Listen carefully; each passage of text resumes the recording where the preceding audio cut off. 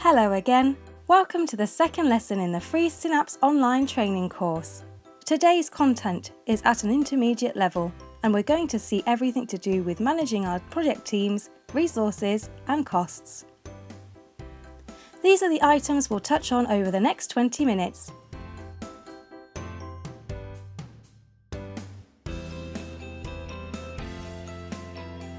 To start with, here we have an intermediate level project. It's about 3 months long and is about halfway through. Let's imagine it's all planned out and we want to invite our team on board. The first thing to do to manage project resources is to have a team to manage. So, we click on an activity and the activity panel drops down, here on the right. Now we can start assigning personnel to our team. The default mode has the members of the team who have accepted the invitation appearing, though we can invite people from here too. Let's say we want to invite John Doe. The option to invite him automatically appears. Click on it and the Manage Team panel drops down. We just need to include the email address of the person we want to invite and then send the invitation. This person appears here temporarily until the invitation is accepted. If the invitation hasn't been accepted within a few days, Sinnaps automatically sends them another, but we can send it again or cancel it at any time from down here.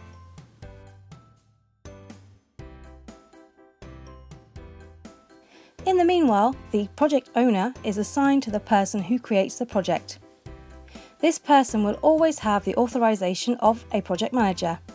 The only thing is that the project owner can never be removed because they own the project. We can choose if we want the other members of the team to be project managers or team members. Let's check out the difference. A project manager can do literally anything in a project. They can work, modify the schedule, alter resources, they can do literally anything. If we don't want someone to be able to modify the planning schedule, we shouldn't give them project manager status. Then, we have the team members. A team member can do anything related to the tasks involved in the project. They can do almost the same as the project manager, except they can't modify the plan schedule on the calendar or the resources. Team members can create objectives and validate them, communicate, attach documents, chat, aka everything required on a daily basis. They can also attribute expenses.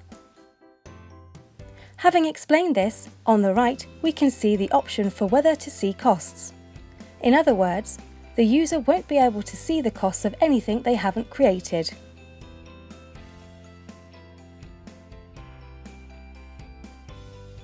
To see how to manage the resources for an activity, we are going to place the cursor on one of the activities we've planned and click on it. This causes the activity panel to drop down. Among the options on the right, we have the resources open. Clicking on it, we can see that Sinnaps asks us if we want to plan or use resources. In Sinnaps, the project is accounted for in two ways. The project manager plans resources to estimate how much the project is going to cost. Then, separately from what has been planned, the team members can use resources. We can run the accounting in parallel for comparison purposes. As a team member, we can simply use up resources. So, we click on the Plan Resources option and see that Sinnaps drops down the Resources menu. A list of resources we've used in the project appears here.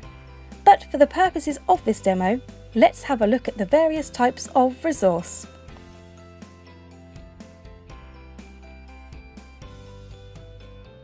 First off, we're going to create a resource, for example concrete.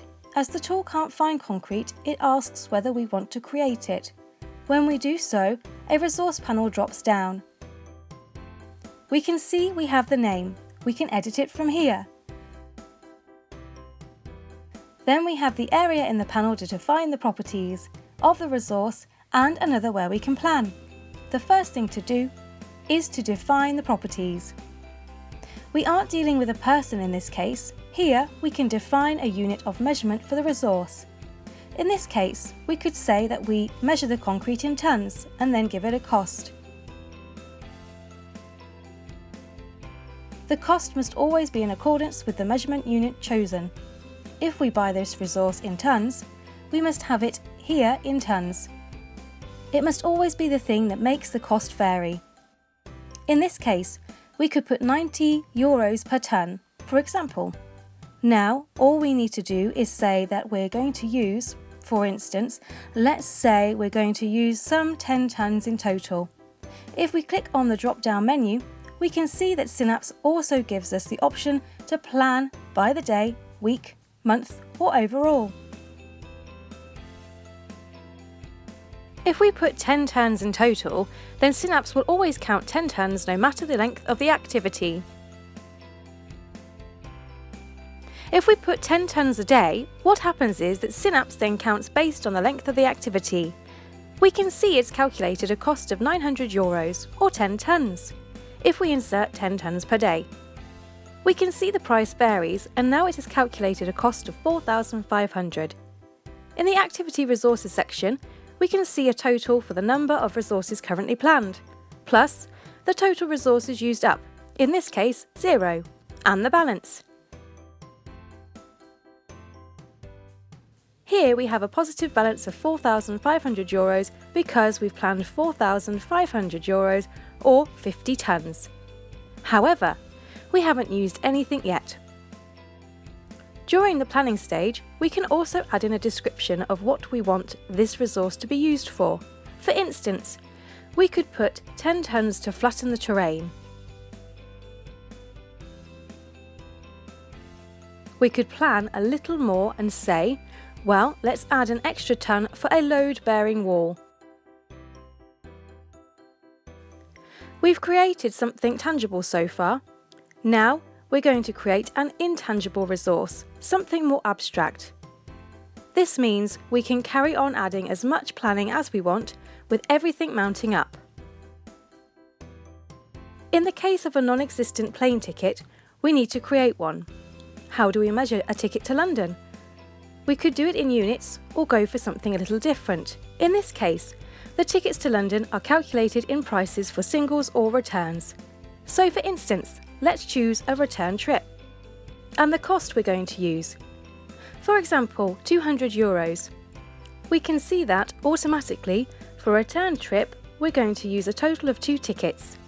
Up to now, we've seen what happens with resources that are not people, but now let's check out what happens with human resources. We're going to plan a resource in which we're going to imagine we have a colleague of ours who, for example in the case of John Doe, has yet to accept our invitation to the project. We could create a resource with his name. Here, we will select the Is a Person option. In this case, all we need to do is add the cost for him per day. The default setting on Sinnaps is an 8-hour working day, but if we have workers on a 4 or 6 hour schedule, we'd have to put the per day cost of this. Once our colleagues accepts the invitation to the project, all we have to do is access this resource and click on Options. Then we can select the option to assign work to John. Doing this brings up the options for all the resources, personnel and users involved in the project. In this case, let's see what happens if John hadn't accepted the invitation. Sinnaps lets us know that John Doe's work is being reassigned to this other user for the whole project, not just for the activity currently open.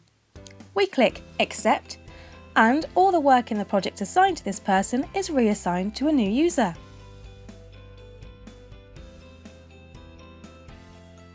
Now we're going to see how we can use the resource graph to avoid over-allocation.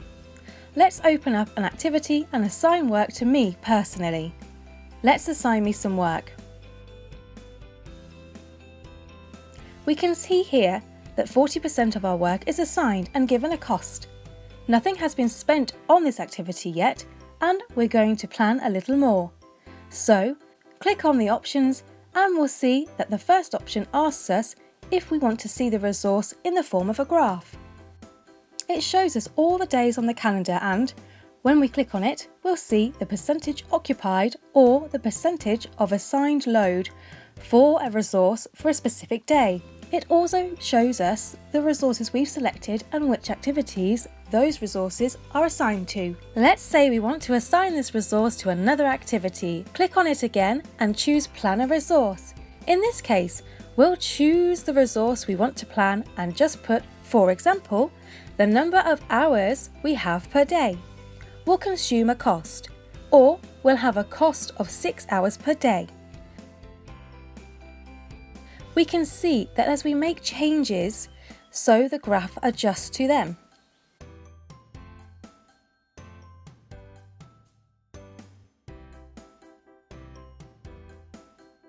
Here, we can see that resource assignment exceeds the grey line, showing us it is at 115%.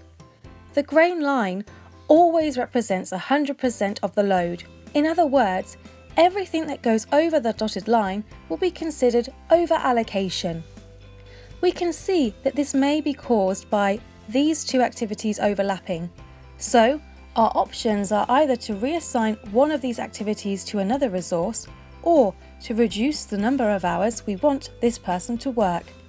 But if neither of these options are possible, we'll have to alter the planning schedule. We can do this directly and the graph will adjust accordingly.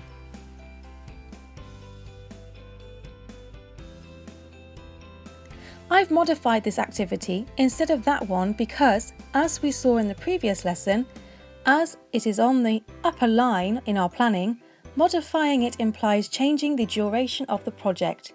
So, we can continue adding in activities and resources, ensuring there is no over-allocation of these resources, but this graph shows us even more information. For instance, we can see that we can choose to see resources or costs. If we click on the Costs option, we get a different view.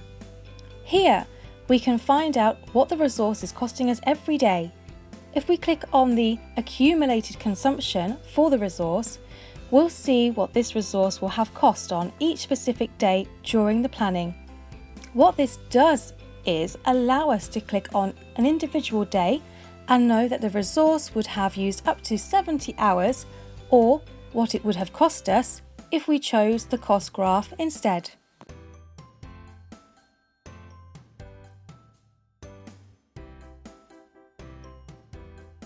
Likewise, we can select the overall consumption. When we select daily consumption, the application will show us the daily consumption of this resource in this project. However, it is very likely that our user is involved in other projects at the same time. That's why we can select the overall resource option. What happens is that the application is going to calculate the daily consumption of this resource across all the projects in which the resource is involved. This means we'll have to access the other projects to modify the planning, or we'll simply have to modify the planning we're on at the moment. For example, we can see that if we move this activity to this other day, it won't affect the length of the project. This means that we avoid the workload exceeding 100% at least on these days. Later on, we'll see how we can tell what other projects this resource is being used on.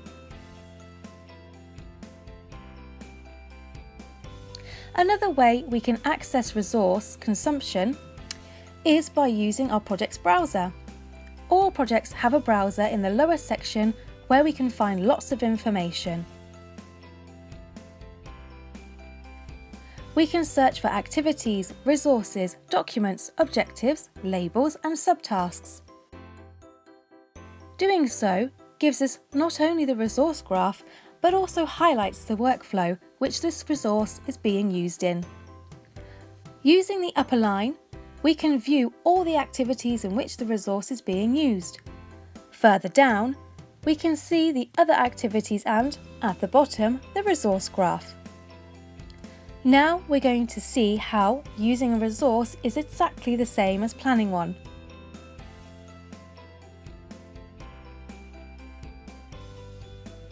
Click on the Use Resource option and we get the option to select either the resources we've already created or the chance to create a new one.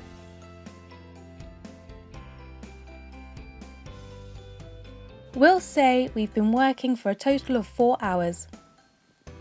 Doing so gives us an account that is similar to what was expected, but we can see the total resources used has risen and the balance has been calculated for us. A new resource with a minus sign has also appeared. Planned resources always come with a plus sign. Note addition. And used resources are assigned a minus sign. Note subtraction. This way clearly shows us which resources have been used and which have been planned. As the project becomes more complex and the number of resources and activities planned rises, so we can obtain reports on these resources. Clicking on this icon gets us reports on planned resources, used resources. We can export the project to Excel or download a project report. Then we can group them together in reports by activity, by user, and so on. The roadmap for our projects is a Sinnaps screen, which we can access by clicking on this icon. A screen where an overview of all the projects in which we're involved in is automatically generated. The overview is a real-time creation and cannot be modified. We can see the start date, end date, and all the projects going on at the same time. We also have various options down here. The first gives us a summary of the project.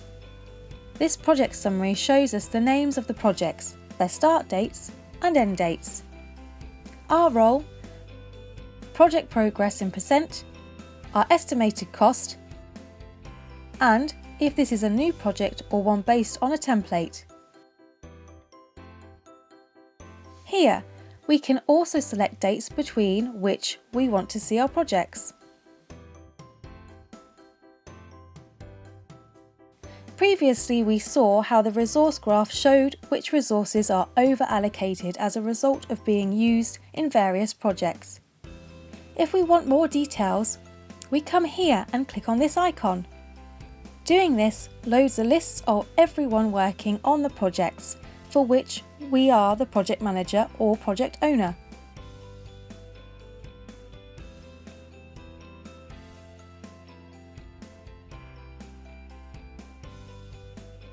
In other words, we can't view resource assignments for projects where we do not have the role of project manager. Selecting this icon, all the members of the teams we are working with appear. A calendar appears where we can see the daily consumption of each resource.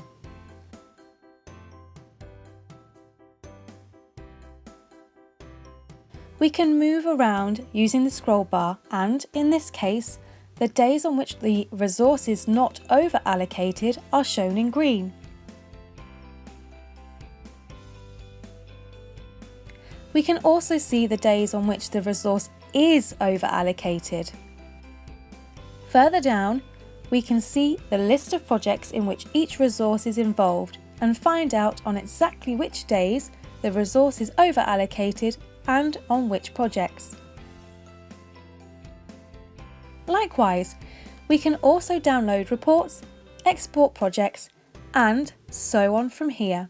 This is a very complete and compact snapshot of the overview of our planned resources. We can also select if we want to see the information in hours, or if we want to see the resources used in addition to those planned. That means we can download reports on planned and used resources from a single location. The next lesson will be at an advanced level. We'll see how to manage templates and how to use the project editing mode to create simulations. Remember that you can access lots of content about Sinnaps from here. Tutorial videos, training videos, a training course, and down here you can also contact our technical support team. We are very happy to answer any questions you may have at any time. See you next time!